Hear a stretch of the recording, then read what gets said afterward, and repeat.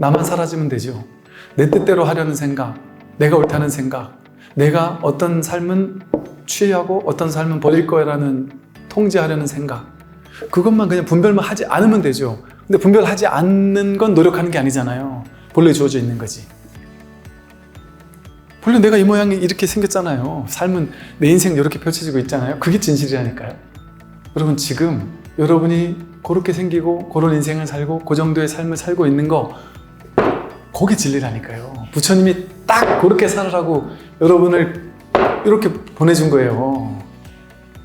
나에게 주어진 이 인생을 사는 걸 통해서 내가 진리를 수확하고 있는 거예요. 지금 이렇게 사는 게 필요했던 거예요. 근데 우리 생각은 뭐라 그래요? 나는 이렇게 사는 게 싫어. 저 사람처럼 살고 싶어. 저 사람처럼 살고 싶어.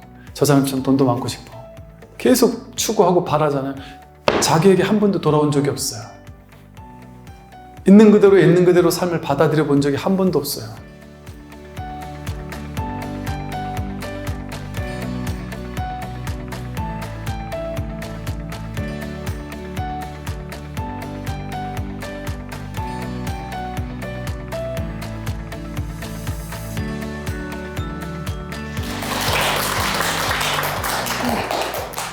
네, 이제 좀 보겠습니다. 지난번에 이제 앞전 시간에 이제 오온 개공 얘기를 했었죠. 이게 이제 어찌 보면 그 충격적인 이제 안목의 전환이에요. 그동안 이 몸과 마음이 나다 하고 이제 완전히 철떡같이 믿고 살다가 정말인가 하고 자신이 직접 한번 확인해 봐야 되는 거예요. 자기가 정말인가? 이 몸이 정말 나인지, 느낌, 생각, 의지, 의식, 이것들이 정말 나인지. 근데 보니까 그것들은 다 왔다 가고 왔다 가는 것들이란 말이에요. 그래서 그것을 공하다라고 표현을 해요. 뭐 정멸이다, 뭐 공하다, 텅 비었다, 뭐 청정하다, 뭐 이런 식으로 표현해요. 그래서 이 반야심경은 전부 다 이렇게 오온, 개, 공, 요 얘기를 계속하고 있어요. 그래서 보세요. 조견, 오온, 개공 하면 도일체고익 한다고 했고요. 또 사리자, 요걸 이제 풀어서 쓰고 있어요. 색불이공, 공불이색, 색즉시공, 공즉시색, 수상행식, 역부여시, 색수상행식이 모두 다 공하다 이런 얘기를 하고 있고요. 또 사리자, 시제법, 공상, 불생불멸, 불구부정, 부중불감. 이 공한상은 생멸하는 것도 아니고 구정도 아니고 증감도 아니고 또 시고, 공중무색, 모수상행식 이랬습니다. 이 똑같은 얘기죠. 공 가운데는 색이 없고 수상행식도 없다라고 말을 했고 그 뒤에 보면 이제 무안이비설신의 무색상향 미촉법, 무안계 내지 무의식계 하고 무무명, 역무무명진 내지 무노사, 역무노사진, 무고진멸도까지 얘기가 나오거든요. 이게 이제 같은 얘기예요. 전체적으로 이제 설명드릴 수 있는 얘기인데, 괴로움의 원인을 얘기를 하고 있어요. 그리고 자꾸 이렇게 반야심경에서 없다 이렇게 얘기를 하는 것이, 이 바른 법이라는 것은 뭔가 이렇게 우리가 붙잡을 수 있는 뭔가가 따로 없어요. 우리의 허망한 분별을 깨기만 하면 될 뿐이지 새롭게 우리가 얻을 수 있는 법이라는 건 따로 없습니다. 여러분이 얻어야 될 법이 있을까요? 만약에 내가 법을 얻었다? 그거는 망상이죠. 나도 없고 얻을 법도 없습니다. 본래 있는 것이지 내가 이렇게 붙잡거나 이렇게 할 수 있는 게 아니죠.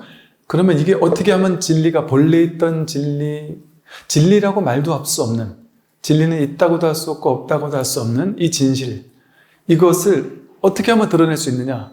어떻게 하면 드러내느냐? 분별에만 끌려가지 않으면 된다는 거죠.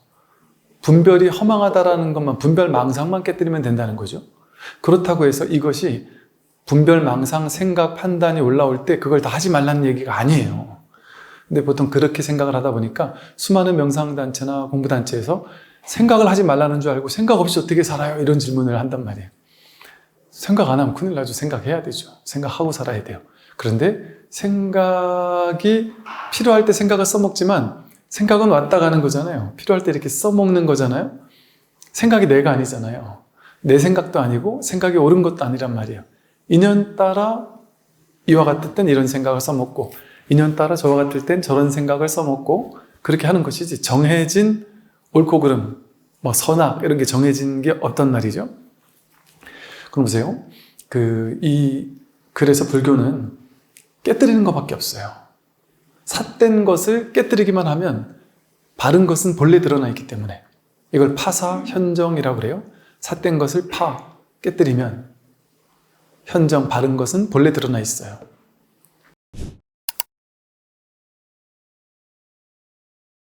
그래서 이 삿된 것을 하나하나 깨는 거예요. 분별을 깨는 거예요. 분별이 허망한 것을 바로 보는 거예요. 그럼 그 분별심이라고 우리는 분별심 이렇게 얘기를 했어요. 간단하게 분별심을 얘기를 하면 눈, 귀, 코, 혀몸 뜻이 색성향 미촉법을 접촉하잖아요. 눈으로 무언가를 보잖아요. 볼 때 보자마자 분별해요. 그걸 안식이라 그래요. 눈으로 보는 의식, 인식. 맞다, 틀리다, 좋다, 나쁘다 하는 둘로 나누어서 보는 의식. 있는 그대로 보지 않는 것. 키가 요만한 게 있으면 이게 크다 작다고 할 수 없듯이 얘는 공하잖아요. 크다고 해도 틀렸고 작다고 해도 틀렸잖아요. 이거보다 더 큰 거 옆에 가면 작고 조만한 거 옆에 가면 얘는 크잖아요. 그러니까 이것은 그냥 있는 그대로지 크다고 해도 틀리고 작다고 해도 틀리듯이 그런데 사람들은 크다거나 작다, 맞다거나 틀렸다라는 자기 분별을 따라가서 그걸 옳다고 여기죠. 그래서 눈으로 보이는 모든 것은 그냥 이거랑 똑같아요. 긴 것도 아니고 짧은 것도 아니에요. 입을 뻥끗하면 어긋나는 거예요. 이렇게 보는 게 정견으로 보는 거죠. 그런데 우리는 분별심을 일으켜서 좋은 건 취하려고 평생 좋은 거 집착해가지고 돈을 벌려고 뭐 가지려고 이게 좋은 거 취하기 위해서 달려가는 인생이잖아요. 좋은 것도 좋다 나쁘다가 떠나서 그냥 있는 그대로 보는 게 아니고 혹은 분별하되 분별에 끌려가지 않는 좋은 걸 열심히 최선을 다해서 노력은 하되 그걸 실체화시키지 않는 그게 중도적인 삶인데 우리는 그러지 않잖아요. 우리는 여러분 중도적으로 안 사는 이유를 알려드릴까요? 여러분 뭐가 됐든 갖고 싶은 거 있나요? 하고 싶은 게 있나요? 뭐가 되고 싶은 게 있나요? 이랬으면 좋겠다 하고 변화됐으면 좋겠는 게 있나요? 내 자식이 공부 좀 잘했으면 좋겠나요? 뭔가 바라는 게 있죠? 그것 때문에 그게 중도가 아닌 거죠. 그죠? 네, 지금 여기 있지 않고 지금 본래 여기 아무 일 없는 여기 있지 않고 이 진리 자리에 있지 않고 내 생각 따라가고 있잖아요. 지금 아직도 달려가고 있잖아요. 급하게 내가 원하는 인생을 향해 달려가고 있잖아요. 달려가는 건 좋단 말이에요. 그걸 안 하면 살아있는 사람이 아니에요. 그런데 달려가지만 돼도 좋고 안 돼도 좋은 사람 있으신가요? 나는 뭔가 목표를 해서 열심히는 살아. 근데 돼도 좋고 안 돼도 돼야 하는 사람 있나요? 그것만 되면 되는 거예요. 달려가는 건 아무 상관없어요. 그래서 이렇게 중생이 중생인 이유는 분별하기 때문이고 분별이 한 발 나아가면 취사간택이 돼요. 취하거나 버려야 된다고 생각해요. 좋은 건 취하고 싫은 건 버리고 내 인생에 좋은 건 취하기 위해 기를 쓰면서 사는 게 인생이고 싫은 건 내 인생에 없애버리기 위해서 기를 쓰고 사는 삶의 노력 그게 우리의 삶의 원동력이잖아요. 그래서 우리가 중생인 거란 말이죠. 그거 하는 게 중생이라 그러는 그거 하는 게. 그거만 하지 않으면 되죠. 어떻게 하면 그거 하지 않게 될까요? 어떻게 하면 분별을 내려놓고 살게 되는 걸까요? 있는 그대로를 있는 그대로 보는 자리, 허락하는 자리, 모든 것이 인연 따라 생기고 사라지도록 그냥 허용해 주는 거예요. 내가 인연 따라 생겼는데 더 생겨 하고 집착하고 인연 따라 그냥 요만큼이 왔는데 넌 없어져 하고 취사간택하는 게 아니고 오면 오는 대로 가면 가는 대로 오면 오도록 허용하고 가면 가도록 허용하고 삶을 내버려 두는 거예요. 내 뜻대로 조작하려 하지 않고 유의 조작하려 하지 않고 통제하려 하지 않고 그러나 아예 안 하는 것도 아니죠. 열심히 통제하려고 해도 좋은데 거기 머물러 있지 않으면 된단 말이에요. 이거 어떻게 하는 거냐? 한마디로 말하면 있는 그대로를 보는 거예요. 좀 다른 말로 하면 있는 그대로를 허용하고 받아들이는 거예요. 삶을 통째로 허용하고 통째로 받아들이는 거예요. 그게 중도. 그게 분별 없는 삶이죠. 그럼 삶을 있는 그대로 통째로 받아들이는 건 어떻게 해요? 어떻게 하면 그게 될까요? 사람들이 그래요. 스님, 제가 이제 알았어요. 삶의 진실을 알았어요 하면서 제가 열심히 노력하겠습니다 이러고 나서 한 달 있다 와가지고 막 화를 내요. 스님, 제가 삶이 막 힘들고 괴롭고 해가지고 스님 말 듣고 받아들여야 되는구나 싶어서 한 달 동안 받아들였대요. 병이 왔는데 병이 오는 것도 받아들여. 돈이 안 벌리는 돈 안 벌리는 거 받아들여. 자식이 말 안 듣는데 말 듣는 것도 받아들여. 한 달을 받아들였는데 그래도 안 바뀌던데요? 받아들인 건가요? 받아들임이라는 수행 도구를 가지고 내 삶을 또 조작해서 바꾸려고 하는 도구로 쓴 거죠. 그는 거꾸로 간 거죠.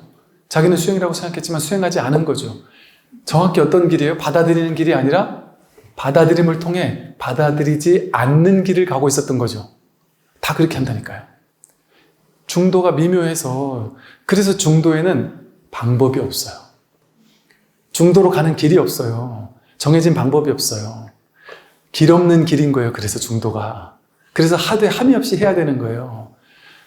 나 수행 방법 알았어! 이상 모른 거예요. 이렇게만 하면 되겠네 하는 뭔가가 있으면 그 사람은 무주법이라 그러잖아요. 수행법에 머물러 있으면 그거는 공부인이 아니에요. 무주가 아니잖아요. 머물러 있는 거잖아요. 수행법에 머물러 있는 거잖아요. 어디에도 머무를 곳이 없어요. 그러면 받아들이는데 내가 받아들이는 게 아니고 삶이 본래 받아들여져 있지 않아요? 가난한 사람이 자기 가난한 거 받아들여야 돼요? 받아들여져 있잖아요. 자기가 막 빽빽 우기면서 나는 이게 싫어 이랬을 뿐이지. 그것만 안 하면 되잖아요. 난 얼굴 이뻐지고 싶어.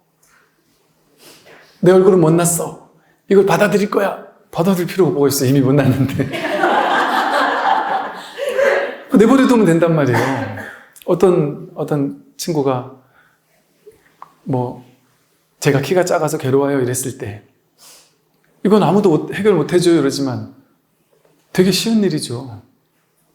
자기가 키가 작은 게 괴로운 게 아니에요.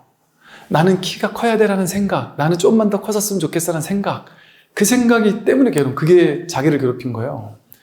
왜냐하면 키가 작은데 행복하게 잘 사는 사람도 많거든요. 그걸 받아들이고 아무 문제 없이 사는 사람도 많거든요. 공부 못해서 괴롭다는 건 다 거짓말이에요. 자기가 자기 머리보다 더 잘하는 사람을 비교 대상으로 삼아서 나도 쟤처럼 저렇게 하고 싶어라고 하니까 괴로운 거 아니에요.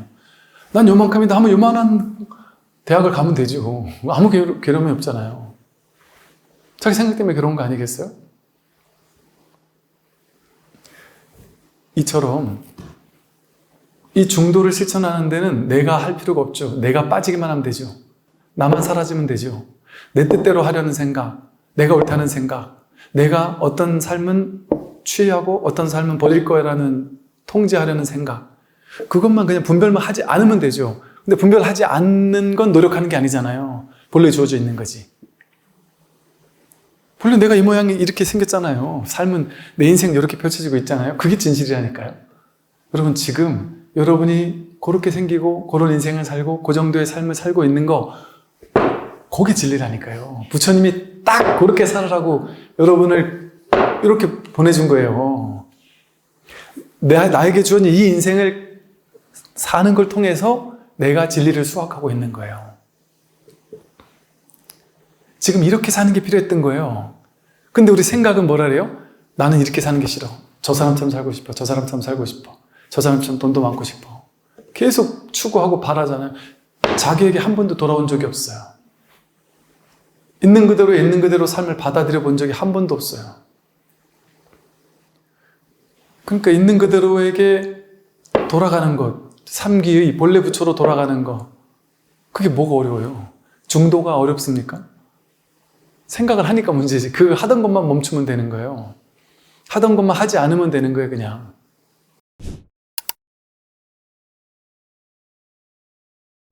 요걸 부처님은 조금 구체적으로 이 분별심, 이렇게 한마디로 분별심이라고 할 수 있는데, 이 분별심도 온갖 종류가 있잖아요. 그 분별심을 12가지 이어지는 분별심이 생겨나는 것으로서 12가지로 괴로움의 원인을 설하셨어요. 사성제에서 괴로움의 원인에 대한 진실, 집성제에서 12연기로서 설하셨어요.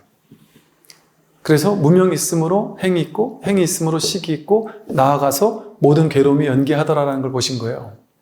그러니까 생로병사라는 괴로움에서 벗어나고 싶으면 생을 멸하면 되고, 생을 멸하려면 유를 멸하면 되고, 유를 멸하려면 취를 멸하면 되고, 나아가 행과 무명을 멸하면 되더라라는 걸 깨달으신 거예요. 이게 이제 어려운 얘기 같지만 좀 그렇게 어렵진 않은 얘기인 것이요. 이제 좀 쉽게 이제 설명을 해볼게요. 무명이라는 게 근본 우리들의 모든 우리가 분별망상을 하는 근본 원인이거든요. 이 무명 때문에 어리석음이, 그러니까 분별하는 게 어리석음이에요. 분별이 처음 시작된 그게 분별이 어리석음이에요. 근데 분별하는 어리석음, 무명이라는 것 때문에 현실이 갓난아기로 태어났을 때는 현실은 일어나고 있어요. 행위는 하고 있어요. 갓난아기 배고프죠? 그럼 응애해요. 그 엄마가 먹을 걸 줘요? 젖을 물려요? 그럼 먹어요. 똥 매르면은 똥을 싸고 응애해요. 그럼 엄마가 똥을 닦아줘요. 그 아이는 똥을 싸도 응애, 밥을 먹어도 응애, 좋아도 응애, 싫어도 응애, 그냥 그럴 뿐이에요. 그냥 인연 따라 사는 거예요. 거기는 막 큰 괴로움이 없단 말이에요. 행위를 하는데 그냥 배고파서 밥 먹고 졸려서 자고 이러는데 업보가 있을까요? 업을 짓는 게 있겠어요? 유의 조작하는 게 있을까요? 엄마 젖을 먹으면서 엄마 나 좀 더 맛있는 음식 줘. 좀 비싼 음식 줘. 엄마 어제 뭘 먹었어? 뭘 먹길래 우유가 이렇게 맛이 없어? 이런 식의 분별을 하지 않죠, 아이들은. 그죠? 그냥 있는 그대로를 있는 그대로 보고 듣고 느끼고 하잖아요. 그죠? 무명이 아니니까 행위, 무위행이 된단 말이에요. 하되 함이 없이 한단 말이에요. 모든 걸 다 하는데 의도 조작해서 하지 않는 거예요. 분별의식 가지고 조작하지 않는 행위 일어난단 말이죠. 근데 우리는 분별을 따라가는 어리석은 무명 때문에 어떤 행동을 해도 우리들이 분별 유의 조작을 배운 이후부터는 어떤 행동을 해도 그게 업행이 돼요. 업을 짓는 행위가 돼요. 뭐냐면 어떤 행동을 하고 나서 그 행동이 찌꺼기로 남아요. 예를 들어 어떤 이게 주전자가 생겼어요. 근데 주전자를 갓난아기가 처음에 딱 만졌어요. 팔팔 끓는 주전자를. 자기는 처음 몰랐는데 이렇게 행동을 했더니 뜨거운 걸 알고 깜짝 놀랐어요. 그러면 이제 이 아이에게는 이 행위에 따라서 이 행위에서 알미 생겼죠. 배움이 생겼죠. 아, 주전자를 함부로 만지면 안 되는구나. 한번 이렇게 살짝 이렇게 느껴봐야 되겠구나라는 어떤 알미 생겼어요. 그래서 얘는 뜨거울 수도 있구나라는 아르마리가 생겼겠죠. 그죠? 그래서 아르마리 지식으로 저장을 하죠. 이와 같이 또 예를 들어 여러분이 어릴 때 남자친구를 사귀었는데 여자친구를 사귀었는데 되게 좋은 줄 알았는데 나중에 보니까 아주 사기꾼 같았다.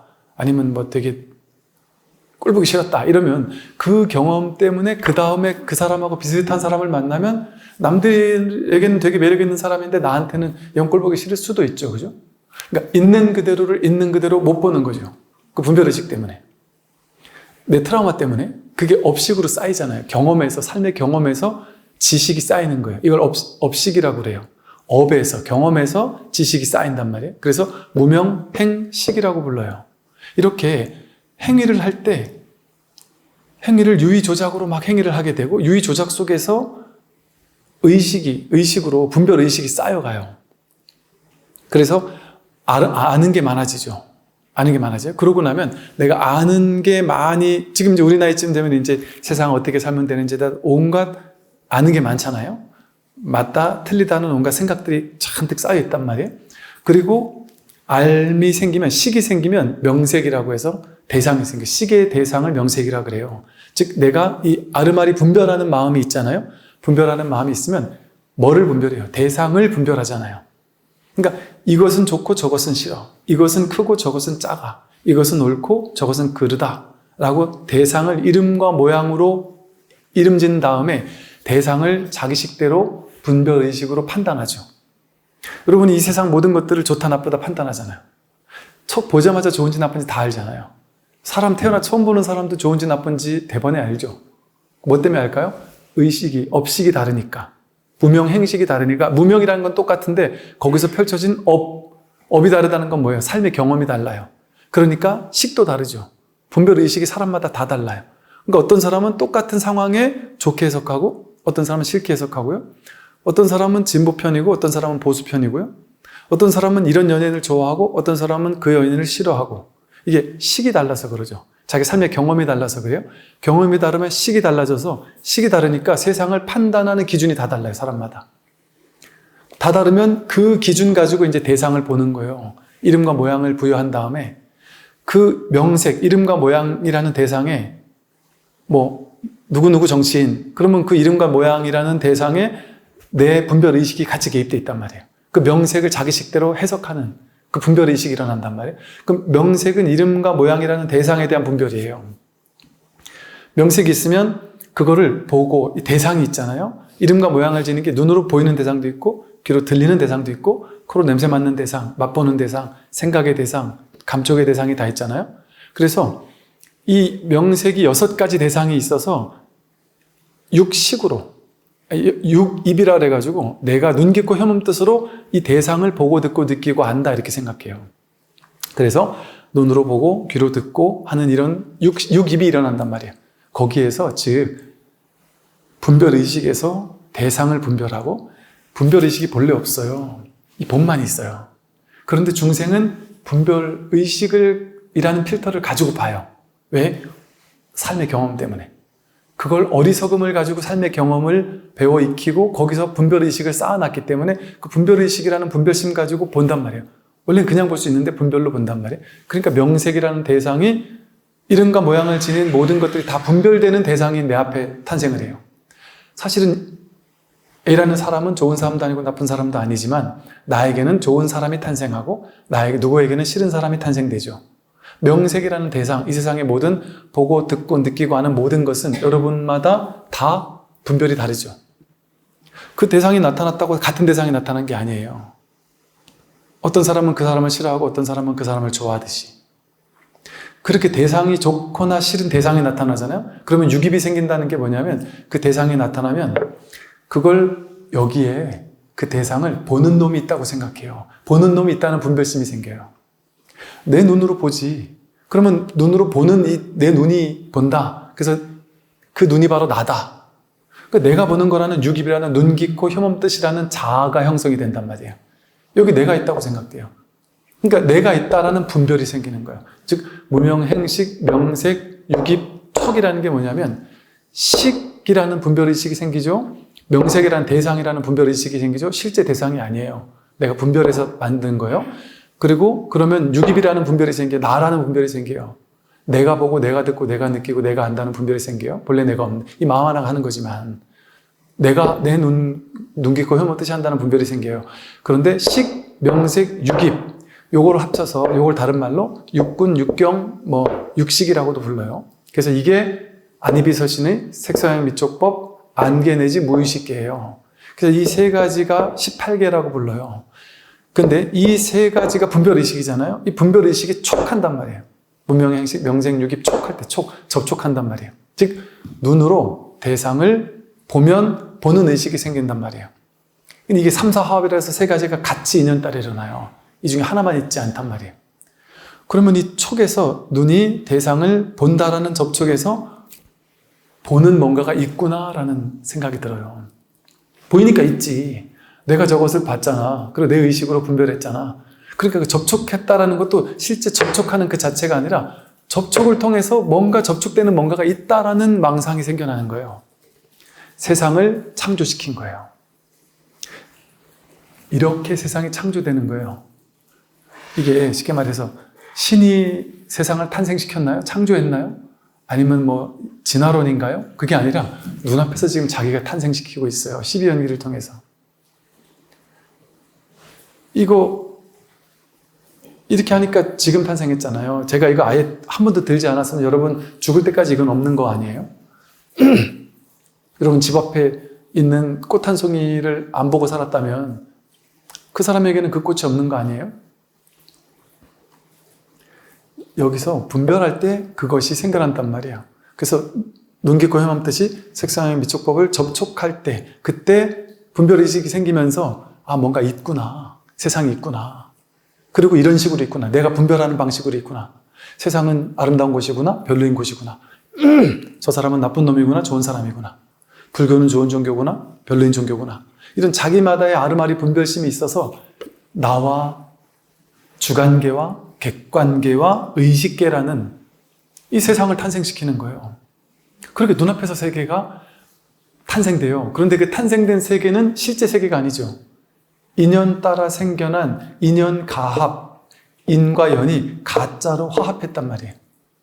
인연이 거짓으로 화합해서 생긴 세계가 거짓이죠. 허망한 가짜 세계가 있는 것처럼 이렇게 연기한 거예요. 내 의식에서. 이렇게 연기해서 촉으로 해가지고 18개가 화합하고 나면 무명행식 명생육입 촉 수의 취가 일어나요. 수의 취가 뭐냐? 수 느낌, 애는 애욕, 취는 집착. 어떤 대상을 보자마자 눈으로 보자마자 좋다, 싫다, 그저 그렇다가 나오죠. 처음에 수, 좋은 느낌이 일어나요. 그러다가 애욕, 좋은 마음이 일어나요. 갖고 싶어요. 좋은 마음이 일어나서 애착 같은 게 일어나요. 그러다 취, 이거 내가 가져야 되겠다. 그래서 취하려는 마음이 일어난단 말이에요. 이렇게 좋은 느낌에서 취가 일어나고 반대로 똑같아요. 싫은 느낌에서 애욕 반대. 이 싫으니까 내가 없애버려야 되겠다. 싫다, 짜증난다, 화가 난다, 밉다 이런 마음이 일어나요. 그럼 그걸 어떻게 취해요? 이것을 없애버려야 되겠다라는 방향으로 취하고 싶어요. 취라는 게 좋은 거를 가지려는 것도 취하는 행동이고 싫은 거를 버리려는 것도 취란 말이에요. 이렇게 실제라고 생각하니까, 나와 세계가 실제라고 생각하니까 내 의식 속에서 이 세계 중에 일부는 좋고 일부는 싫은 거예요. 이 사람은 좋고 저 사람은 싫은 거예요. 이것은 좋고 저것은 싫은 거예요. 그러니까 이것은 내 걸로 집착해서 취해서 내 걸로 갖고 싶고 저것은 없애버리고 싶은 거예요. 이렇게 수, 애, 취, 유, 생, 노사 이렇게 내가 취하려고 하잖아요. 뭔가를 취하려고 하게 되는 순간 그것이 드디어 나에게 강렬한 존재화가 돼버려요. 그냥 뭔가 있다라는 그런 분별에서 여러분 취하고 싶은 거, 돈을 벌어야지, 생각만 있을 때 돈이 좋은 거지. 돈 다 좋아하죠. 애착하죠. 근데 내가 돈을 벌어볼까? 취해볼까? 돈을 진짜 가져야 되지 않겠나? 생각했다가 실제 내가 이제 그 돈을 가지려고 막 행동에 옮길 때쯤 되면 어때요? 그 돈이라는 세계가 나에게 실질적으로 탄생했잖아요. 생겨났잖아요. 이게 유예요, 유. 세계가 탄생되는 거예요. 자기가 분별한 세계. 그걸 자기가 탄생시켰단 말이에요. 있음의 세계로 만들어버렸어요. 이 세상은 본래 공의 세계예요. 있음의 세계가 아니에요. 무명이 아닌 명으로, 밝음으로 보면 이 세상은 텅 빈 세상이란 말이에요.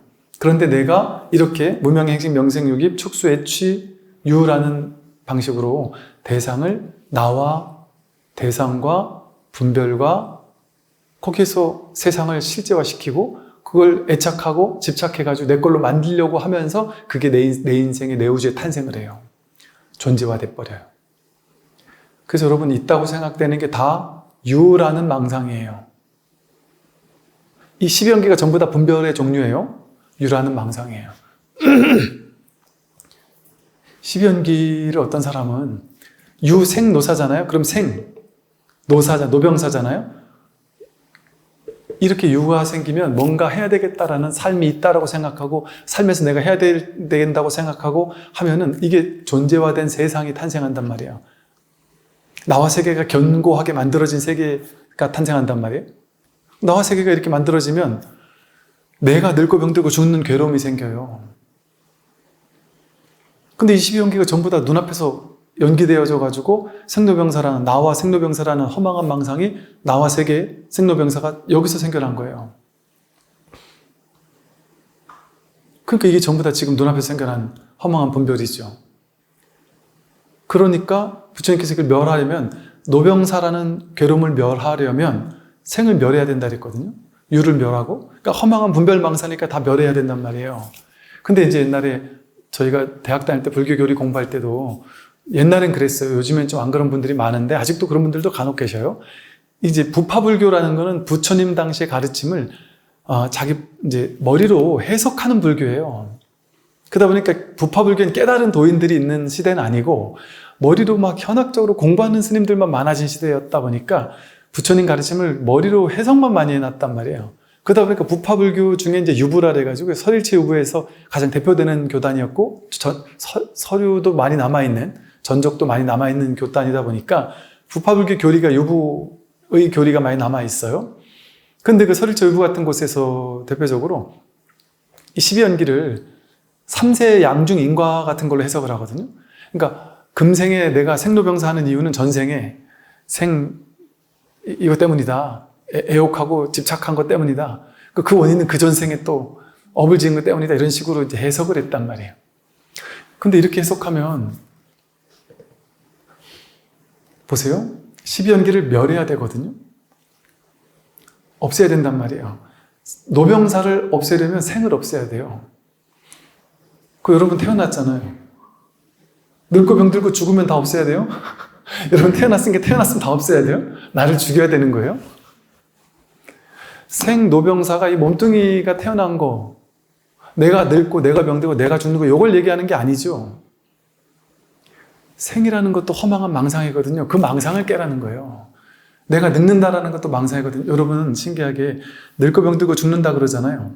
근데 여러분이 이제 나이가 조금씩 들어가고 있는데 10대 때, 20대 때의 나를 알죠, 그죠? 근데 여러분이 한 30대가 됐어요. 예를 들어 40대가 됐어요. 그런데 마음 한켠에는 늙지 않은 것 같지 않아요? 난 아직 10대 같지 않아요? 10대 학창시절 그 의식 그대로인 것 같지 않아요? 아니 근데 이런 말을 하면 남들이 비웃으니까 말을 안 해 그렇지 실제로는 정말 그렇잖아요. 이게 거짓이 아니고 정말 그렇지 않아요? 저도 어느 날인가 진짜 그래가지고 그렇다고 했더니 제가 되게 젊은 줄 알았거든요. 근데 제가 30대 같다 이런 식으로 얘기를 했더니 그전엔 그런 얘기를 했을 때 별 비웃질 않았는데 어느 날부터인가 사람들이 비웃으시더라고요. 너무 과하게 웃으시더라고요. 그런데 이게 자기 경험으로 정말 자기가 안 늙은 것 같은 그 나가 있죠. 실제 그 나는 안 늙지 않았나요? 그렇다니까 실제로. 그런데 이게 이제 한 50대, 60대, 70대 막 넘어가시는 분들은 나는 안 늙어서 난 20대, 30대 같아 아직도. 그런데 일어나면 아이고 이러면서 일어나는 걸 보고 몸의 반응을 보고 나이가 들긴 들었나 보네 이렇게 그냥 해석할 뿐이지 사실은 나이가 안 들은 것 같은 나를 자각하고 있어요. 우리는 그죠? 왜 그럴까요? 이 진짜 나는 늙질 않아서 그래요. 병들지도 않고 늙지도 않아요. 이건 나이 먹지 않아요. 이건 한마음이라 그랬잖아요. 이 한마음이 어떻게 나이 먹는 게 있겠어요? 이 한마음이 어떻게 늙고 병들고 죽는 게 있겠어요? 이건 불생불멸이라서 태어난 적이 없기 때문에 죽을 수도 없어요. 여러분 몸뚱이 기능이 딱 없어지면 그게 내가 죽은 거예요? 여러분 기절엔 꿈도 안 꾸는 깊은 잠에 빠졌더니 기절했다고 해서 불성이 없는 거 아니잖아요. 또 작용하면 또 일어나잖아요. 언제나 이것은 태어난 적이 없기 때문에 죽을 수가 없어요. 그러니까 이 진실을 깨달으면 당연하게 노병사가 없어요. 여러분 노병사가 이 마음은 노병사가 없지 않아요? 내 몸은 늙지만 여러분이 안 늙는 것 같아요 하는 그 나는 늙지 않아요. 진짜로. 그게 웃긴 얘기가 아니고 그게 진실이에요. 그게 병들 때, 아플 때, 통증을 느낄 때 얘는 통증을 느끼는데 이걸 보고 있는, 비추고 있는 이놈은 아프지가 않다니까요. 그리고 여러분 막 죽을 것 같은 괴로움 속에 막 빠져가지고 막 너무 힘들어 막 미칠 것 같은 괴로움 속에 있을 때 있잖아요. 또 엄청난 괴로움이나 고통이나 통증이나 이런 것 속에 있을 때 생각하면 죽을 것 같은데 막상 그 순간이 되면 견딜만 하기도 하고 또 막상 그 순간이 되어서 이렇게 보면 이 보는 놈은 아프지가 않은 거예요. 이 보는 놈은 괴롭지가 않아요. 그리고 실제 여러분 통증이 우리한테는 제일 큰 괴로움이잖아요. 통증도 생각이에요, 여러분. 통증은 실제 괴로움 같지만 여러분 제가 옛날 태권도 선수를 어릴 때 잠깐 했었거든요. 엄청 주 터진단 말이에요. 하나도 안 아파요. 경기할 때는. 경기 끝나고 나서 여기저기 멍든 걸 보고 말 맞았네 하고 알 뿐이지. 제가 군에 있었잖아요. 군에서 이렇게 전쟁사 같은 거 이렇게 얘기 듣다 보면 보고되는 바들을 보면요. 전쟁이 나가지고 막 완전 공황 상태에 있잖아요. 그럴 때 폭탄 맞아 팔이 날아갔어요. 한쪽 팔이 뜯어져서 날아갔는데도 자기는 모르고 있어요. 모르고 자기는 총을 쏘고 있다고 생각하는 거예요. 그런데 나중에 보니까 팔이 없어서 그때 가서 온단 말이죠. 이게 실제가 아니란 말이에요. 내가 마음을 여기로 보내지 않으면 이게 잘린지 안 잘린지 모른다니까요. 그래서 실제 여러분 윗바사나 같은 거 명상 같은 거 공부하는 요즘에는 무슨 심리학에서도 병원에서도 막 곳곳에서 있는 그대로 관하는 이걸 공부하거든요. 마인드풀리스라 해서 공부하거든요. 실제 그 두통 치료시킬 때 의사 선생님들이 그렇게 얘기한다 그래요. 두통 치료할 때 이게 심리적인 요인이 너무 크다는 거예요. 아무 이유 없이 두통 있는 사람 많잖아요. 그런 사람에게 이걸 시킨다는 거예요. 아프다고 하면 두통이 1부터 10까지 통증의 지수를 생각했을 때 조금 아프면 1, 아파 죽을 것 같을 때 10이라고 생각해라. 그리고 지금부터 핸드폰이나 일지에다가 한 3분 단위, 5분 단위로 얼만큼 아픈지를 숫자를 적으라고 그렇게 시킨다 그래요. 그러면 나 지금 1에서 10까지 중에 얼마만큼인지를 보려면 그 두통을 실질적으로 자기가 관해야 되잖아요. 조견해야 되잖아요. 비춰봐야 되잖아요. 그러면 자기의 두통을 보게 돼요. 이 보는 놈은 아프지 않거든요. 이 보는 자리에 잠깐 가게 하는 거예요. 그러고 나면 지금 7 이렇게 썼다가 좀 있다가 또 아프면 나 지금 6 이러면 신기하게도 그걸 쓰기 시작했을 때 10이라고 시작해서 시작하잖아요. 그러면 몇 분 정도가 지나면 어김없이 이게 떨어진대요. 숫자가. 즉 자기가 그 통증을 보고만 있어도 통증이 사라진다는 거예요. 보는 자리에 있을 때. 이와 같이 우리 이 세상에 드러나는 모든 생겨나고 사라지는 모든 것들이 실제 생겨난 것이 아니고 실제 사라지는 것이 아니고 내가 있고 세계가 있는 게 아니고 이 12연기에서 펼쳐지는 망상인 거예요. 망상 분별인 거예요. 눈앞에서 태어나고 있어요. 눈앞에서 자기 다중우주 이런 말 하잖아요. 그게 아마 이런 게 아닐까 싶어요. 한 명의 사람은 한 명의 우주를 탄생한 조물주예요. 나는 내 우주를 탄생해서 그 우주 속에 내가 살고 있다니까요. 여러분이 만든 우주와 제가 만든 우주가 같을까요? 다 다르죠. 제가 실제로 어떤 분, 이민 준비하는 분을 만났을 때 저는 진짜 깜짝 놀랐어요. 그분은 대한민국 공부를 많이 하신 분이거든요. 전 세계의 무슨 정치, 경제, 교육, 문화 이런 걸 다 공부한 사람인데 그 사람은 우리나라를 죽도록 싫어하더라고, 실제로. 그래서 우리나라가 치가 떨리도록 싫대요, 우리나라가. 너무 수준 떨어진 나라라서 헬지옥이래요. 그래가지고 수준 높은 나라로 가서 내 자식은 저런 곳에서 교육을 시키고 싶다고 그리로 이민을 갈 준비를 하시더라고요. 이런 수준 낮은 교육 환경 속에서 내 아이를 공부시킬 수 없다 이러면서 가는 분을 봤거든요. 그래서 아니 실제로 그렇게까지 치가 떨릴 정도로 싫은 게 진짜로 그런 거예요? 그랬더니 진짜 그렇다는 생각을 하고 있더라고요. 그분에게 의식은 어떨까요? 이 대한민국이 치가 떨리도록 싫은 나라인 거예요. 아마도 그럴 수 있는 게 그분은 그런 삶의 경험이 많겠죠. 여기에서 뭔가 하던 것에서 누구한테 사기도 당하고 뭔가 안 좋은 일도 당하고 그러면서 안 좋은 뭔가를 많이 경험을 했을 수 있겠죠. 그죠? 그러한 업식이 어떠냐에 따라서 업이 어떠냐에 따라서 자기 분별 의식이 달라져요. 우리나라가 좋은 나라라고 생각하는 사람도 있고 나쁜 나라라고 생각하는 사람도 있잖아요. 세상은 좋은 곳이다, 나쁜 곳이다. 자기 업에 따라서 자기의 분별을 된 세상이 달라지는 거예요. 그래서 이 세상은 실제하는 세계가 아니고 분별 의식으로 만든 허망한 세상이에요. 그래서 만법유식이라고 불러요. 법이라는 게 존재해요. 인연 따라 내가 연기적으로 만들어낸 허상의 세계, 있다라고 생각하는 허상의 세계를 법이라고 불러요. 그렇게 만 가지 있다고 생각하는 모든 것들은 전부 다 만법유식이다. 오로지 자기 분별 의식일 뿐이다.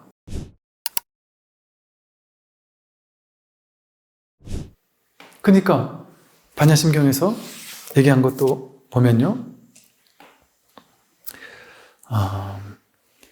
이렇게 본래는 안이비서신의도 없죠.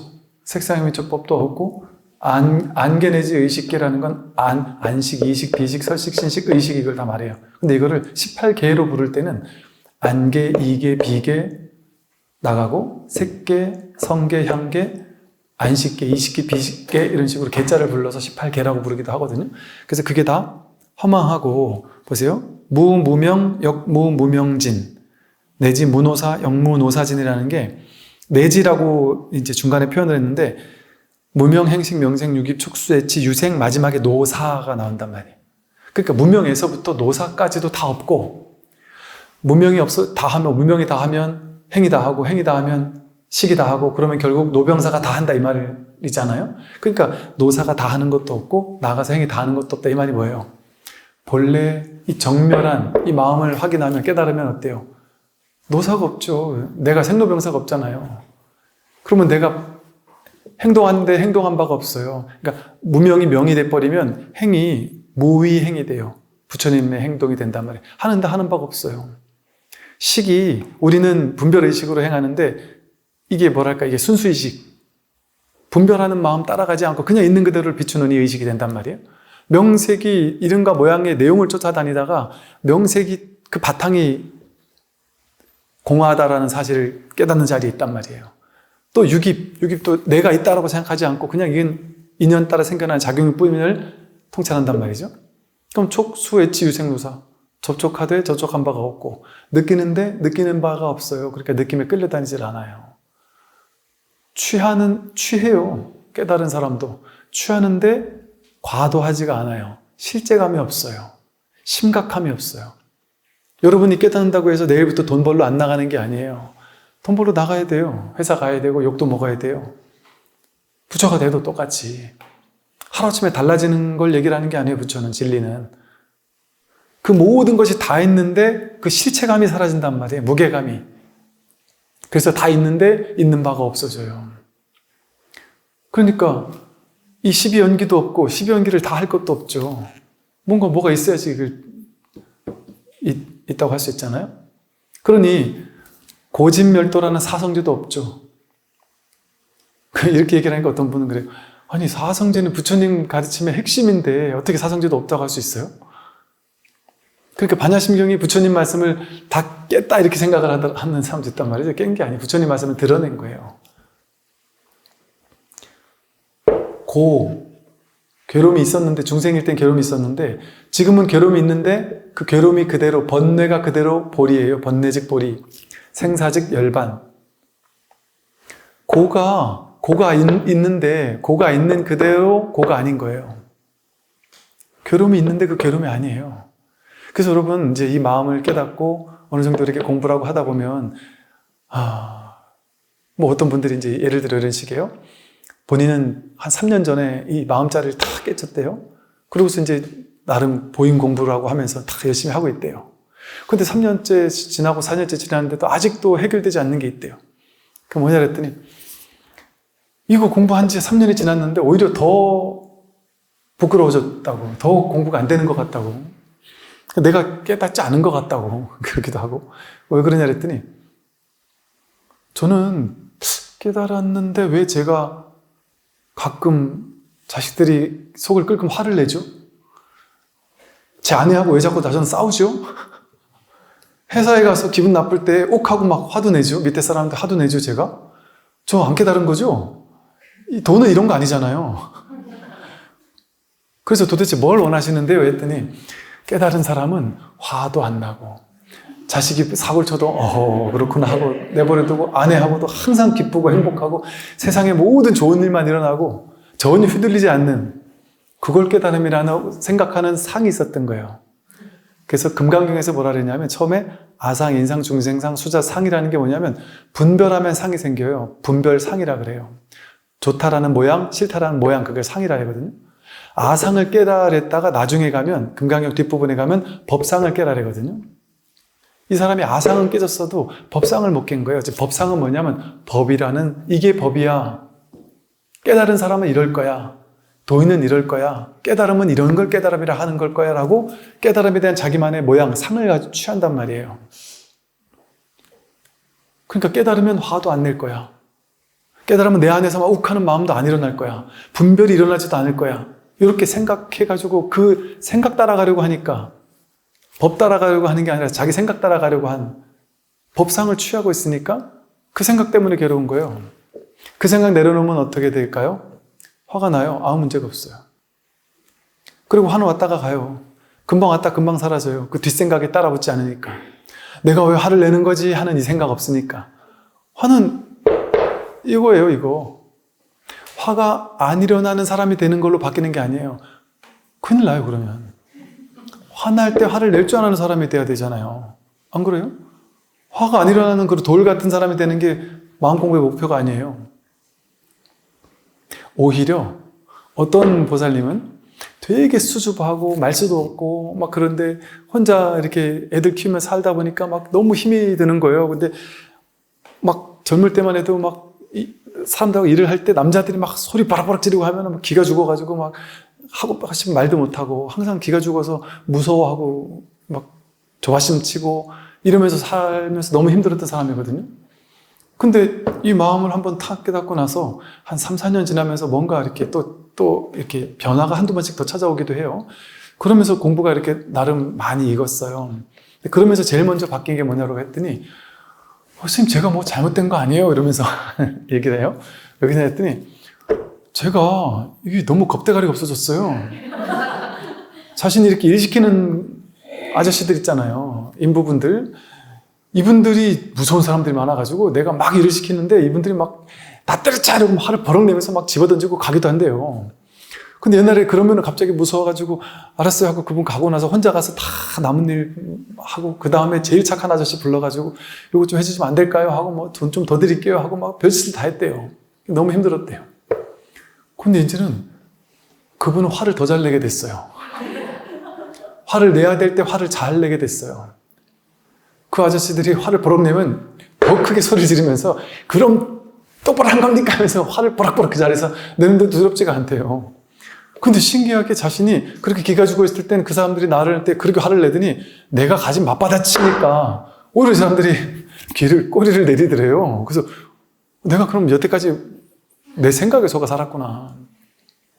즉, 이 공부를 한다고 무조건 화가 사라지는 사람으로 바뀐다? 그렇지 않단 말이에요. 균형이 잡혀지는 거예요.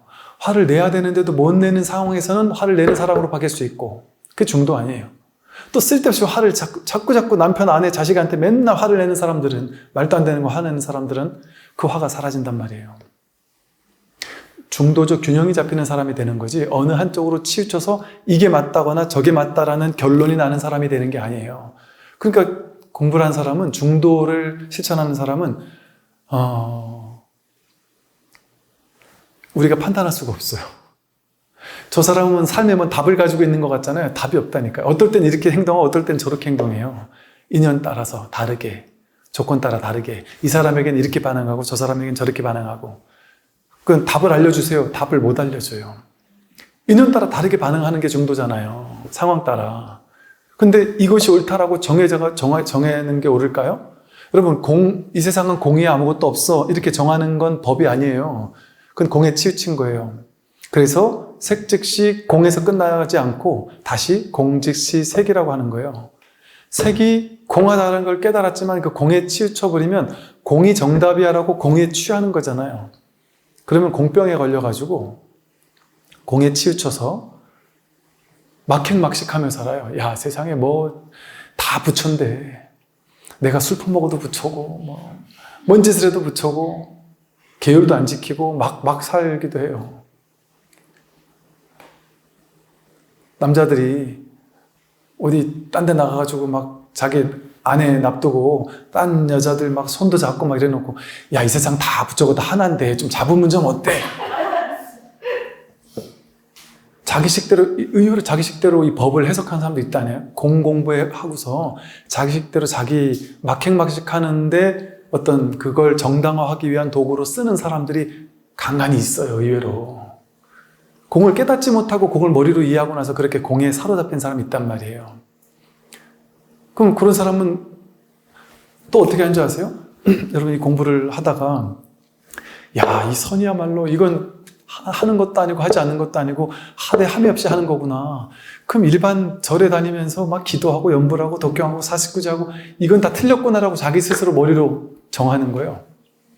그 수준 낮은 기복이나 하는 사람들 하면서 막 낮춰본단 말이에요. 공에 사로잡힌 사람들은. 내가 하는 공부만 좋다고 생각해요.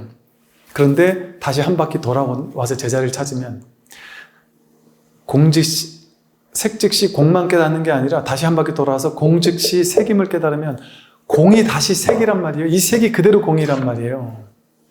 내가 기도하는 게 그대로 법 아니에요? 그대로 진리 아니에요? 길을 걷는 것도 진리고 말하고 대화하고 밥 먹고 모든 것이 법 아닌 게 없잖아요. 목사님이 교회에서 예배하는 것도 진리잖아요. 모든 것이 진리 아닌 게 없는데 신묘장구 대단을 하든 절을 하든 기복을 하든 뭘 하든 그게 다 법 아닌 게 없단 말이에요. 그러면 법의 안목에서 그걸 하는 사람들을 욕을 하지 않는단 말이에요. 그렇게 공에 치우쳐서 얘기하지 않는단 말이에요. 그 근기에 맞는 사람에게는 그 근기에서 열심히 하도록 이끈단 말이에요. 왜냐하면 이걸 확 도약하지 못해요. 업장이 선근공덕, 이 마음 공부에 대한 선근공덕이 부족한 사람은 이 법문을 소화를 못 시켜요. 이 법문을 듣고 욕을 해요. 수행하지 마라 이러면 이게 진짜 수행하지 말라는 얘기인 줄 알고 수행하지 말라는 게 아니에요. 유의조작의 수행을 하지 말되 진정한 수행, 하되 함이 없이 하는 수행, 중도의 수행을 하라는 얘기인 거예요. 치우침 없는. 이래야 공에 사로잡히지 않는단 말이죠. 그러면 이제 다시 현실로 돌아와요. 현실을 무시하지 않는단 말이에요. 그래서 현실의 모든 불교적 문화, 전통, 예불, 모든 것을 다 존중한단 말이에요. 그래서 아랫사람을 보면 그 사람이 높고 낮음이 없는 줄 알지만, 어떤 분들 그런 분들 있어요. 높고 남이 없고 이 법에서는 어설프게 깨달았다 하면서 높고 남이 없고 큰 스님 작은 스님도 없다 하면서 자기 친구처럼 큰 스님들 막 법명을 불러가면서 욕을 하면서 그 친구가 말이지 요즘 법문이 좀 나아졌어 이러면서 왜 그러는 건지 물어보니까 본인이 한 소식 했다는 거예요. 근데 이제 친한 사람들끼리 그럴 수 있을지 모르겠어요. 어쩌면 그냥 이 법의 자리에서 법도 안 나누면서 그럴지는 모르겠는데 대중 앞에서 그렇게 할 필요가 없잖아요. 현실에서는 이 마음에서는 너와 내가 승속이 둘이 아니지만 현실에서는 스님을 보면 합장에 인사하고 절에선 절의 예절을 다 하고 그게 다시금 공에 빠지지 않고 다시 공즉시 색으로 돌아와서 색도 무시하지 않고 현실도 무시하지 않고 법에도 치우치지 않는 그게 진짜 중도의 길이죠. 이렇게 되고 나면 결국에 이렇게 십연기도 없고 사성제도 없는 이 자리에서는 무지영무득이 돼요. 지혜도 없어요. 지혜는 깨닫지 못한 사람에게 지혜를 깨달으라고 말해주기 위해서 지혜 반야를 얘기를 한 거예요. 본래 깨달은 사람에겐 깨달음이 없어요. 이게 마치 건강의 비유와 같아서 아픈 사람에게는 여러분이 만약에 아주 큰 병에 걸렸어요. 그럼 여러분 인생의 목표가 뭘까요? 병에서 낫는 거잖아요. 뭘 해도 병에서 낫는 것밖에 안 보이잖아요. 병에서 낫기 위해서 엄청난 노력을 다 하잖아요. 한번 아파본 사람들은. 그런데 그러다가 병에서 완전히 나았어요. 근데 보세요. 여러분 아파가지고 막 온갖 음식도 좋은 음식 먹고 운동도 열심히 하고 약도 많이 챙겨 먹잖아요. 그죠? 근데 여러분이 먹는 건강식이라든지 몸에 좋은 거 이런 거 10대, 20대 자식들한테 니네도 이거 먹어 하고 막 얘기하면 애들이 뭐라 그래요? 안 먹죠? 우리한테는 중요한데 걔네한테는 안 중요하죠. 안 들리나 봐요. 그죠? 여러분은 얘기를 몇 번을 하는데 걔네들은 아예 안 들어요. 왜 안 들을까요? 걔네들은 아프지 않으니까. 완전히 건강하잖아요. 완전히 건강한 사람한테 아플지 모르니까 약 먹어가 가당키는 하냔 말이에요. 그 아이들이 우리들은 아픈 적이 있어 놓으니까 건강이 중요해서 살면서 이거 건강에 도움되나 안 되나를 음식 먹으면서도 생각하면서 먹잖아요. 근데 그 아이들은 그러나요? 제가 장병들한테 콜라를 매일 주다가 어느 날인가 저는 별 생각 없이 콜라가 몸에 너무 안 좋은 거죠. 친환경 공부하다 보니까 너무 안 좋아서 녹차 같은 거를 딱 날아준 적이 있어요. 장병들이 저를 원망을 하도 말 한 달에 직접 들어보세요 이러길래 가서 물어봤어요. 야, 콜라가 몸에 안 좋아서 이걸 바꿨는데 그렇게 싫은 일 했더니 스님 저희들이 솔직한 심정은 콜라 먹고 빨리 죽어도 좋으니까 콜라를 먹고 싶습니다. 그럼 가만히 생각해보니까 이게 내가 그리 생각했구나. 그것도 제 편견이란 말이에요. 즉 이렇게 진짜 건강한 사람은 건강에 대해서 아예 생각도 하지 않아요. 건강에 건자도 뿌리지 않아요. 걔네들은 우리는 건강을 늘 염두에 두고 사는데 걔네들은 어떠냐 하면 건강이란 용어를 안 써요. 아예 친구들 만나가지고 너 건강하니? 이런 거 안 물어봐요. 지네들끼리 10대들끼리 만나가지고 건강하니 안 물어보잖아요. 그죠? 걔네는 건강이 없어요. 그죠? 건강한 삶을 이상으로 꿈꾸지 않아요. 그냥 건강하게 사는 것뿐이에요. 그냥 건강하게 사는 사람에겐 건강이 없죠. 건강이 없어야 진짜 건강한 거죠. 똑같아요. 깨달음도.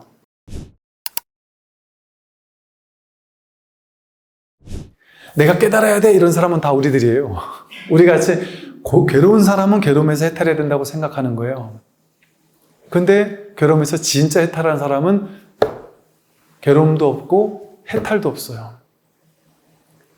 무명도 없고 지혜도 없어요. 얻을 것도 없어요. 부처도 없고 중생도 없어요. 부처도 없고 중생도 없는 게 진짜 깨달음이에요. 그러니까 부처가 되면 나는 부처야, 너희들은 중생이지 하면서 왕좌에 앉는 게 아니에요. 그냥 똑같이 부처님이 계신다면 그냥 똑같은 동네 할아버지일 거예요. 동네 아저씨고, 여러분이 깨달으면 여러분이 부처가 되면 여전히 밥하는 부처인 거예요. 직장 가서 욕먹는 부처고. 그러나 먹는 거예요. 부처가 됐다고 욕 안 먹는 사람이 아니에요. 부처님, 우리보다 부처님이 훨씬 욕 많이 먹었을 거예요.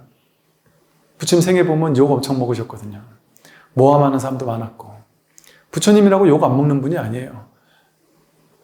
여러분, 부처님쯤 되면, 예를 들어 이제 제가 이렇게 걸어가는데 누가, 야, 저 법상 스님 하면서 욕을 막 하는 사람이 있으면 그 모습이 되게 좀 보기 안 좋잖아요. 그리고, 야, 어떻게 저 스님이 저런 대접을 받지 싶고 막 이럴 수 있잖아요. 부처님이 그랬다니까요. 부처님을 모함하는 사람이 부처님 사람을 써가지고 쫓아다니면서 부처님 앞에 가서 동네 망신 주면서 욕을 막 해라. 건달들한테 그거 시켰어요. 그런 일도 겪었어요, 부처님이. 부처님 그런 거 겪고 산 사람이에요. 깔끔하게 막 인생 막 그냥 가는 곳마다 대접받고 이렇게 산 사람이 아니에요. 어느 마을 가서는 공양을 올리겠습니다 이랬는데 가가지고 거기서 안거를 하는데 갑자기 기근이 되니까 공양 올리겠다는 사람들이 입을 싹 닫고 자기도 먹을 게 없으니까 아무것도 안 줬어요, 먹을 걸. 그거 견디고 우리처럼 살았다니까요.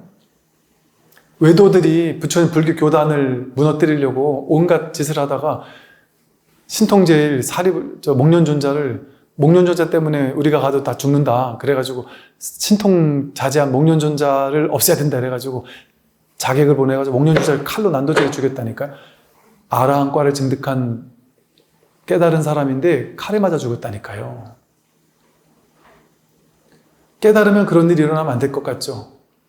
깨달으면 뭐든지 깔끔한 일이 벌어져야 될 것 같죠? 여러분이 깨달으면 교통사고나 죽진 않아야 될 것 같고 무슨 병에 걸려 죽으면 안 될 것 같아요. 딱 참선하다가 꼿꼿이 앉아가지고 딱 이러고 죽어야 될 것 같아요. 그렇지 않아요. 그게 법에 대한 상이에요. 그렇게 법을 모양으로 취해가지고 이런 게 깨달음일 거야 라는 상을 가지고 있으면 깨달음과 점점 멀어져요. 깨달음을 2500년 동안 깨달음이 저 하늘 높이 치솟아 올라갔어요. 그거를 땅에 떨구는 작업을 해야 돼요, 어찌 보면. 그래야 균형이 맞아져요. 그렇다고 해서 너무 땅으로만 떨고도 안 돼요. 이게 왜냐면 위대하고 장엄하기로 치면 이거 없이는 아무것도 없으니까 이게 전부니까. 그래서 이것을 좋은 쪽으로 보면 장엄문으로 표현을 해요. 온갖 막 장엄한 탱화라든지 이런 걸로 하고, 금강경에서도 이것은 삼천대천세계를 금은보화로 다 보시하는 것 공덕보다 사국의 하나를 수지독송하는 게 훨씬 몇만 배보다 더 큰 공덕이 된다 이러잖아요. 그렇게까지 과장하려고 하면 과장해도 부족해요. 이 법의 힘이. 근데 아무것도 안 이루기로 치면 이건 이거같이 힘없는 아무것도 아닌 게 없다니까요. 그래서 처음에 이렇게 정상적인 공부하는 사람 말고 엄마 따라서 엄마가 야 오늘 절에 가야 되는데 스님 법문 들으러 너무 가고 싶은데 평소에 애들한테 같이 가자면 싫어하거든요. 근데 이제 애들을 꼬셔가지고 야 애들이 뭐 패딩 하나 사주세요, 아니면 노트북 하나 사주세요 그러면은 어차피 사주기로 작정은 했는데 그냥 애들한테 인연 맺어주자 싶어서 이렇게 머리를 굴려가지고 애한테 야 엄마가 이번 생일이잖아. 내가 이 생일 때 내가 기념으로 너 그동안 가고 싶었던 패딩 하나 사주긴 사주는데 엄마 소원 하나 들어 좀 사줄게. 뭔데? 엄마가 정말 좋아하는 스님 법문을 들어 가고 싶은데 차도 없고 나 좀 데려다 주고 같이 좀 앉아서 좀 듣고 가줬으면 너무 좋겠다. 그러니까 본인은 가고 싶은 거 생기니까 좋잖아요. 그러니까 별 생각 없이 쭈레쭈레 쫓아와가지고 엄마 옆에 앉아있다니까요. 법문 듣다 보면은 처음에 엄마가 집중해서 듣는데 나중에 법문 듣다 보면 처음에 막 딴짓하고 있어요, 얘가. 고등학생, 대학생 아니면 이제 결혼한 지 얼마 안 된 이런 사람들이. 딴짓하고 있다가 나중에 말미에 가면요. 그 아이만 혼자 화내요. 얼굴이 막 환해 웃음이 나면서 막 그냥 그러면서 집에 가면서 묻는다는 거예요. 아니 저게 왜 이해가 안 돼? 저 그냥 당연한 얘기 하고 계시잖아. 그럼 그 스님 너가 저걸 알아듣는단 말이야? 말이 돼? 그러면서 그 다음 주 와가지고 스님 이럴 수도 있어요? 그런데 한계는 뭔지 아세요? 그렇게 해가지고 이게 오디션 친구 따라갔다가 지가 되는 애가 있듯이 근데 간절함이 없으면 안 되듯이 그렇게 언뜻 그냥 한다고 해서 그게 큰 공덕이 되지는 않는 이유가 있어요. 그러면 다음 주에 또 가자 그러면 안 가요. 걔네들은. 왜 안 가는 줄 아세요? 이건 오래오래 공부하는 게 중요하거든요. 정진바람일이 중요해요. 그래야 이 진가가 드러나는 공부예요. 깨달음은 입문하는 거예요. 입문하는 거. 이제 시작하는 거예요. 오래오래 공부해야 이것이 진짜 힘 있는 공부구나라는 게 드러난단 말이에요. 자기에게서. 온 존재로 드러나요. 그런데 처음에는 이거 언뜻 감을 잡았다고 해서 일별했다고 해서 힘이 없어요. 그래서 이거 가지고 뭐 어디다 쓰는 건데요. 이게 그래서 어쩌라고요? 이렇게 얘기를 한다니까요.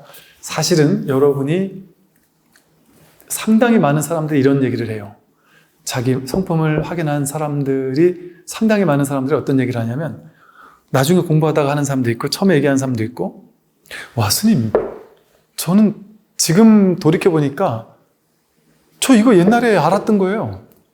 제가 유치원 때 심지어 초등학교 때 뭐 중학교 때 어떨 때 또 삶의 순간순간에 이게 드러났던 적이 있었어요. 근데 그게 이걸 거라고 상상도 못했을 뿐이지. 이렇게 말해요, 자기 스스로. 즉, 이러한 어떤 언뜻 보는, 제가 아까 그랬죠. 운동선수들도 한 번씩 이런 어떤 내가 사라지는 어떤 걸 경험한다 그랬잖아요. 그런 식으로 뭔가 나도 모르는 이 진실의 단편이 내가 무아지경이 되었을 때, 어떤 거에 몰입했을 때, 생각이 탁 멈출 때, 아니면 극한 상황에 갔을 때, 아니면 너무 괴로워 죽을 것 같은 한계에 치달아서 내가 이러지도 저러지도 못하는데 괴로움에서 벗어나고 싶은 간절한 마음만 있을 때 그때 문득 자기를 깨달을 수 있어요. 여러분 동양은 불교가 있는 곳에서는 불법을 통해 깨닫잖아요. 서구에서 깨달음을 얻었다는 사람도 요즘 많아지고 있거든요. 뭐 바이런 케이티, 에카르트 톨레, 뭐 아디아샨티, 뭐 요즘에 루퍼트 스파이라 뭐 온갖 사람들이 많아요. 얀 케르쇼스의 강의를 제가 이제 다음 달부터 하는데 그런 이 자리에 대한 공부를 오래 했던 사람들의 특징이 뭔지 아세요? 서양 사람들이 깨달았다 하는 사람들이 그 중에도 이제 인간보적인 끌어당기의 법칙이래 가지고 조금 수준 낮은 그 깨달음과 상관없는 그냥 방편의 얘기를 하는 사람도 많아요. 그런데 그 가운데 진짜 법을 깨닫고 설하는 사람들이 은근히 많거든요. 근데 그 사람들이 어떻게 깨달은지 아세요? 그 사람들은 사성제가 뭔지 모르면서 사성제로 깨달았어요. 왜냐하면 한 10년 동안, 15년 동안 깊은 우울증을 앓았거나 깊은 고통, 괴로움 속에서 시달리면서 몸과 마음이 처질 대로 처지고 끝까지 괴로움 속에 치달리다가 죽을 것 같은 고통 속에서 벗어나고 싶은데 아무런 방법이 없는 거예요. 여기도 가보고 저기도 가보고 이 종교 저 종교 다 가보고 어디도 답이 없으니까 아무 데도 답을 줄 데가 없는데 난 괴로워 죽을 것 같은데 병원에서도 답이 없다고 하는데 그건 내가 죽을 것 같아서 너무 고통받아 하다가 그러니까 이제는 노력도 못하는 거예요. 그 괴로움 속에 한계까지 다다른 거예요. 그러다가 문득 깨어나는 거예요. 바이런 케이티 같으면 자고 일어났는데 그 다음날 갑자기 세상이 달라져 있었던 거예요. 에카르트 톨레도 그런 말을 하거든요. 이게 다르지 않아요. 불교에서도 이거를 이제 그 독성이라 그러거든요. 독성, 홀로 깨달았다. 우리나라에서도 그런 사람들이 있어요. 너무 괴로움에 끝까지 가다가 사실은 이게 부처님의 깨달음과도 비슷해요. 부처님은 그 당시 수행하던 모든 수행법을 다 갈고 닦아보고 나서 이건 아니구나 해서 그만두고 저건 아니구나 해서 그만두고 더 이상 어떻게 할 방법이 없는 거예요. 이러지도 저러지도 못하는데 깨달아야 되겠다는 간절함은 있는 상태. 이게 중도의 수행이 갖춰지는 상태예요. 깨달음이 일어날 수 있는 조건이 갖춰진 상태예요.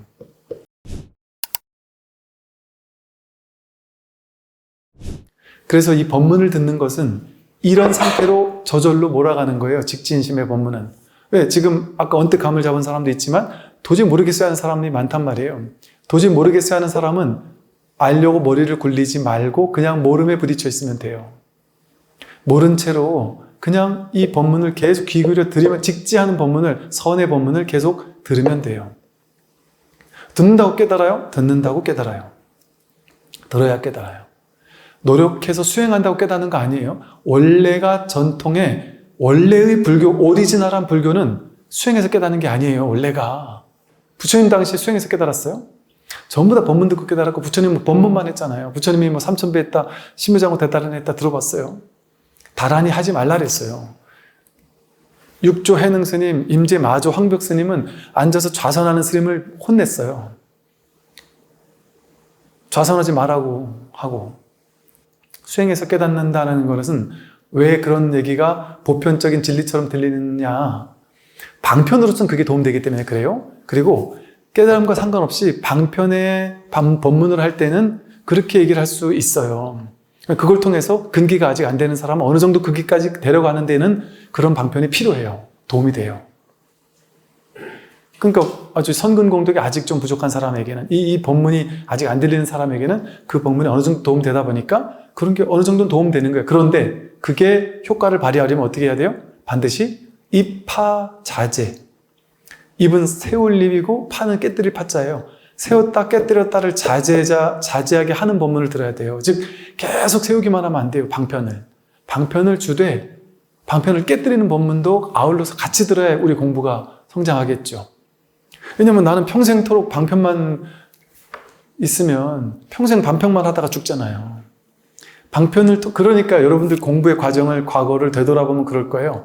내가 20년 전에는 이런 걸 했는데 그러다가 나도 모르게 조금 더 이제 옛날엔 기도밖에 몰랐는데 나중엔 조금 더 이제 수행이 중요하구나 해서 요 수행을 하다가 어느 날인가 이게 또 이제 어느 정도 하다 보니까 거기를 좀 그만 가게 되고 또 다른 절에 가면서 거기서 하는 어떤 수행을 좀 하게 되다가 나도 모르게 책을 봐도 옛날엔 낮은 수준의 책이 나한테 들어왔는데 점점점 어떤 불교 책이나 불서나 영성서적을 보더라도 나도 모르게 10년, 20년 공부를 하면 나도 모르게 점점 이렇게 뭐랄까요? 수준이 좀 높달까? 자기 근기에 맞는 책들이 눈에 들어오기 시작해요.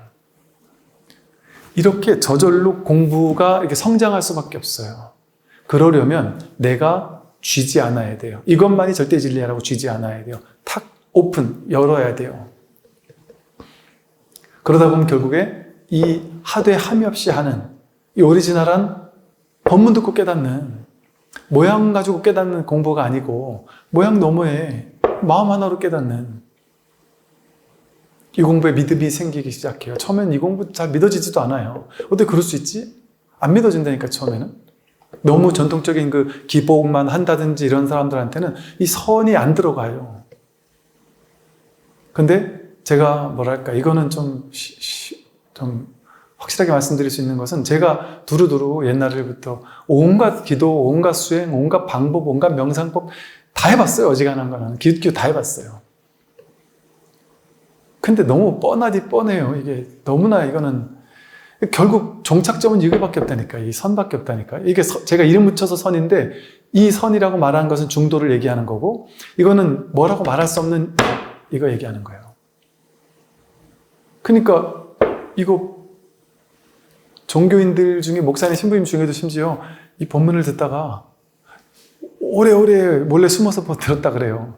면을 듣다가 문득 깨닫고 보니까 내가 하나님이었다고 그래요.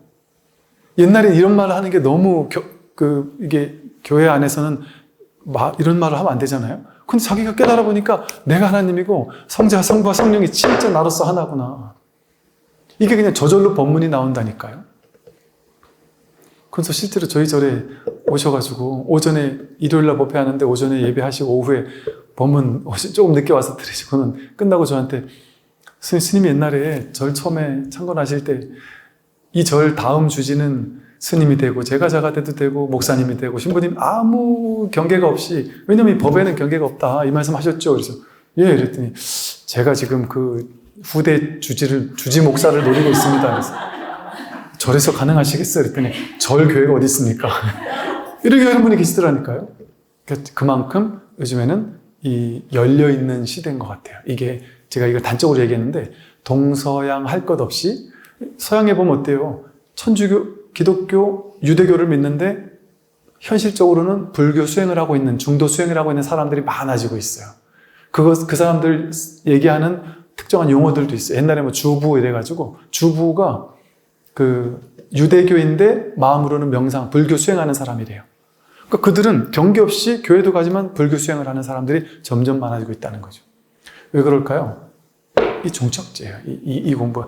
불교같이 유일하게 수많은 영성서적을 다 뒤져봐도 불교같이 대놓고 깨달음을 얘기를 할 뿐 아니라 깨달음 이후의 보임 공부까지를 완벽하게 설하고 있는 텍스트는 찾아보기가 힘들어요. 이렇게 대놓고 언뜻 이 자리를 이렇게 터치하는 것은 성경에도 나오고 다 나와요. 어디든 조금씩. 그러나 이렇게 대놓고 적나라하게 법만을 고구정령하게 설하는 가르침이 경전과 어록밖에 없어요. 너무나 어떤 많은 경험을 통해서 제가 본 거기 때문에 이렇게 자신 있게 말할 수 있는 거예요. 그래서 이 불법 공부라는 것이 진짜 이 인연을 맺었다라는 건 놀라운 공덕이고 놀라운 복이에요. 그래서 놓치면 안 되는 거예요, 이거는. 왜냐면 인생에서 이거 같이 중요한 이거 이상의 공부가 없어요. 왜냐면 이건 또 힘들지도 않아요. 그냥 심심할 때 법문 들으면 돼, 그냥. 좀 쉽게 말하면. 그런데 그렇게 심심할 때 듣기 안 돼. 자세, 마음 자세는 그 어느 때보다 진중해진단 말이에요. 발심이. 그렇게 듣다 보면 어렵지 않아요. 정말 어렵지 않아요. 오늘 여기까지 말씀드리겠습니다. 네, 수고하십시오.